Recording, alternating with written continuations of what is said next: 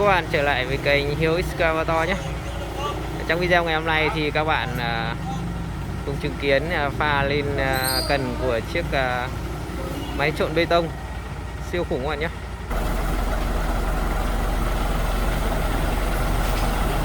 Chiếc xe vô cùng là hiện đại các bạn nhé.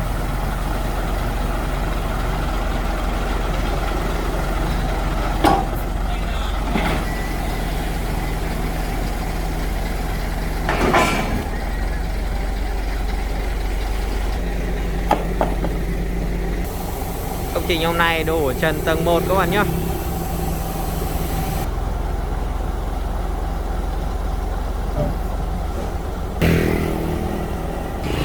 Một lát nữa thì các bạn được chứng kiến chiếc cần này sẽ dâng lên. Nó rất là dài các bạn ạ.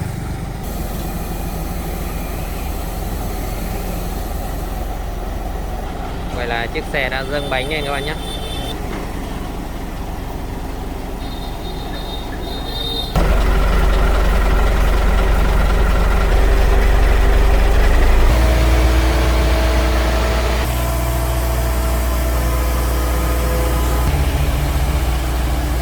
Rất đẹp mắt các bạn nhé. Và đó là nhìn rất là hoành tráng.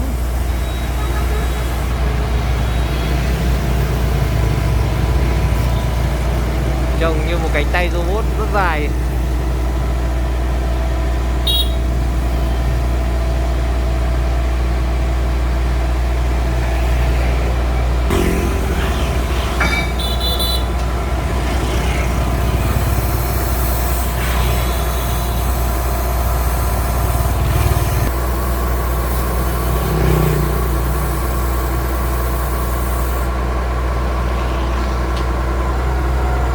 Cảnh tượng rất là hoành tráng các bạn nhé.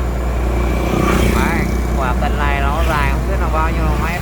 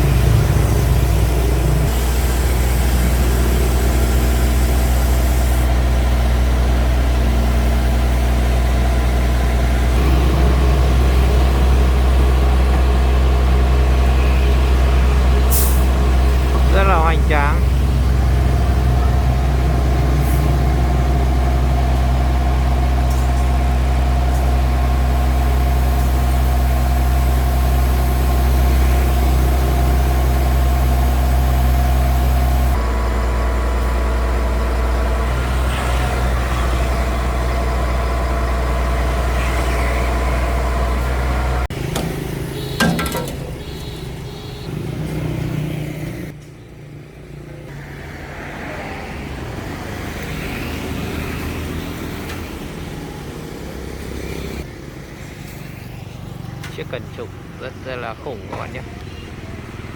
Trông vậy này mà nó rất là to.